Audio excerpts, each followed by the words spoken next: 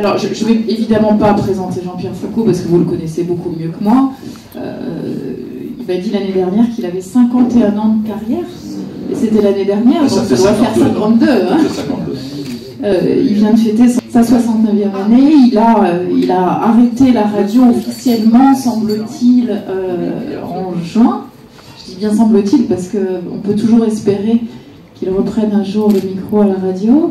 Je ne pense pas, non. Non, c'est fini déjà. Je pense pas, il y a des jeunes talents qui méritent largement leur place sans que, pour autant, j'occupe désespérément la mienne. Non, non, non.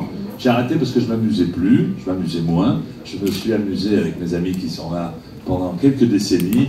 Et là, non, je continue un peu la télévision.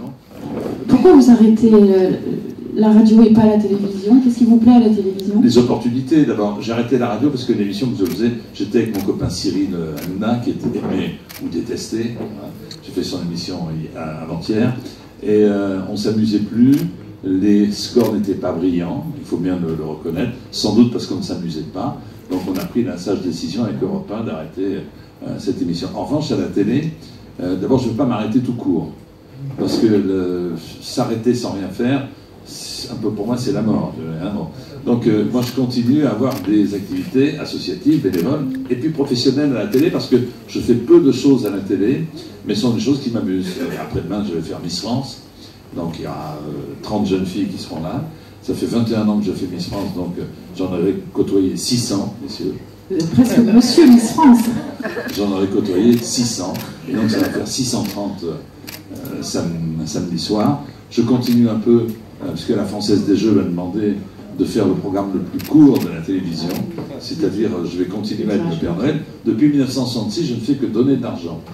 Alors, je précise que ce n'est pas sur mes fonds propres. Hein. Donc, je donne de l'argent comme me donne à distribuer.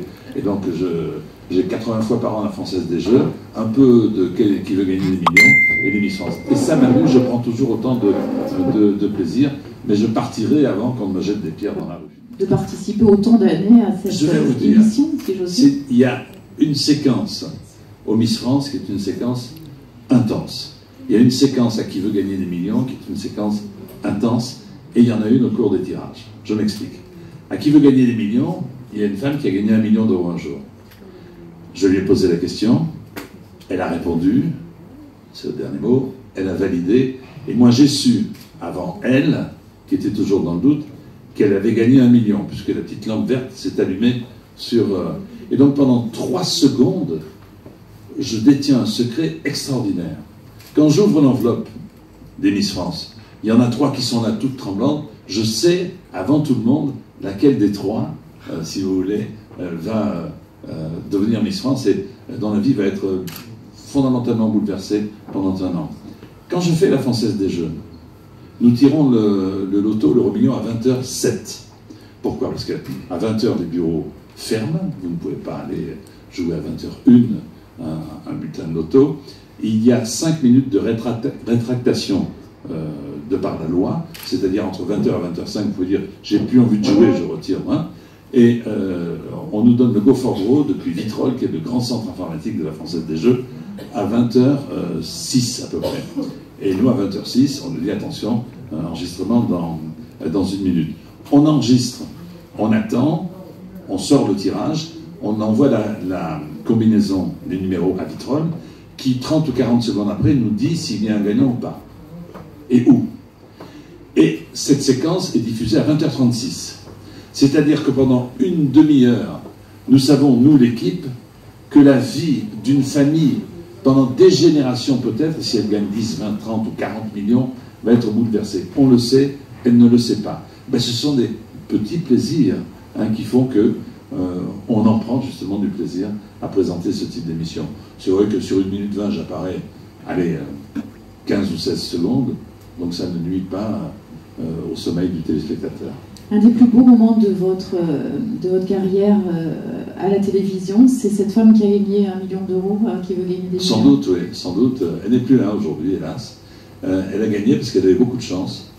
Elle avait lu ce petit événement quelques jours avant dans les journaux. Je me demandais pourquoi, lors des Jeux Olympiques de Londres, le marathon avait été rajouté de 142 mètres. Il faisait 40 km, 142. Et elle savait. Vous savez? Je ne savais pas. Je n'aurais pas gagné. Il a été allongé de 142 mètres pour que la ligne d'arrivée soit sous le balcon royal.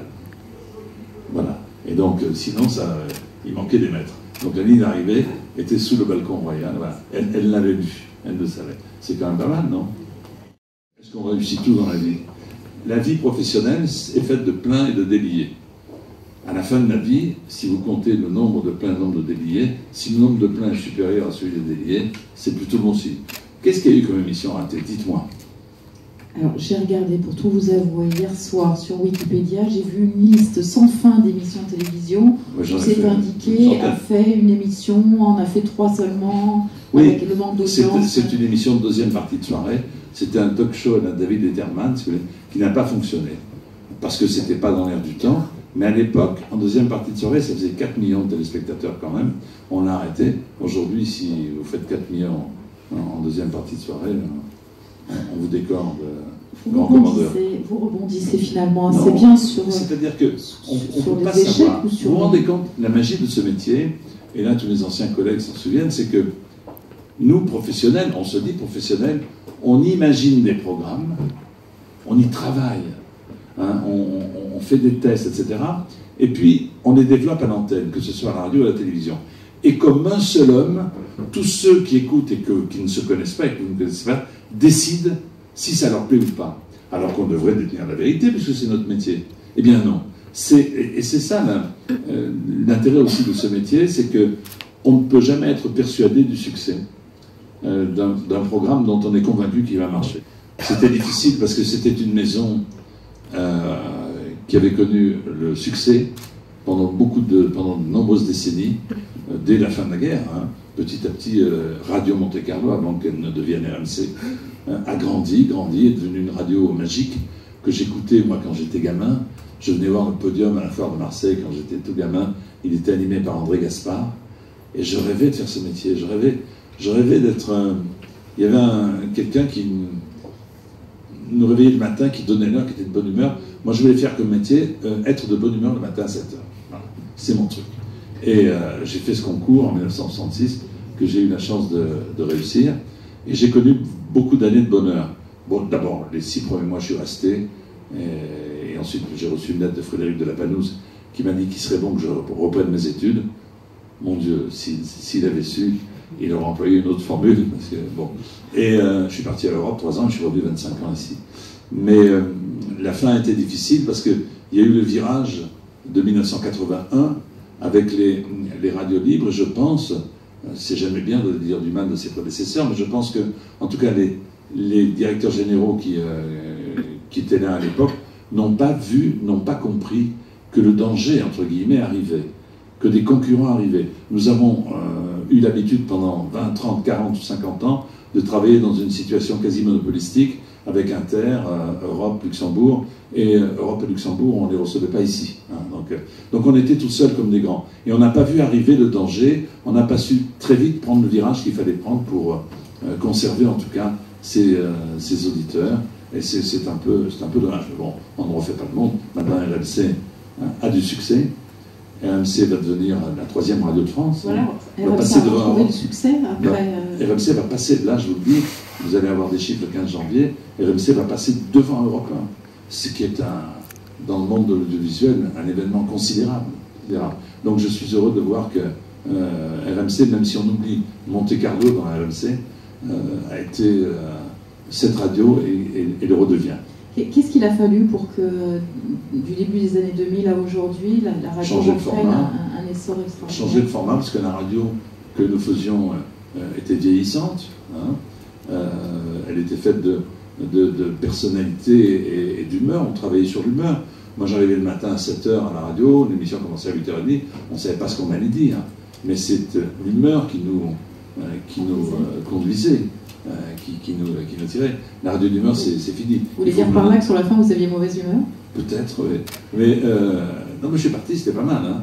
Moi, en tant qu'animateur, je suis parti à RTL. Donc vous étiez animateur les 20 premières années, ensuite vous avez été à la tête de cette radio. 5 ans, je suis revenu comme directeur général adjoint, mais là c'était compliqué parce que certains de nos amis voulaient férocement que l'essentiel de l'activité, ce qui pourrait être légitime, reste à Monaco, d'autres à Paris. Moi, on m'a imposé de faire des programmes avec 40 ou 50% de programmes qui partent de la principauté, mais les personnalités de Paris ou d'autres ne voulaient pas venir ici parce qu'elles avaient par ailleurs des activités télévisuelles. C'était extrêmement compliqué.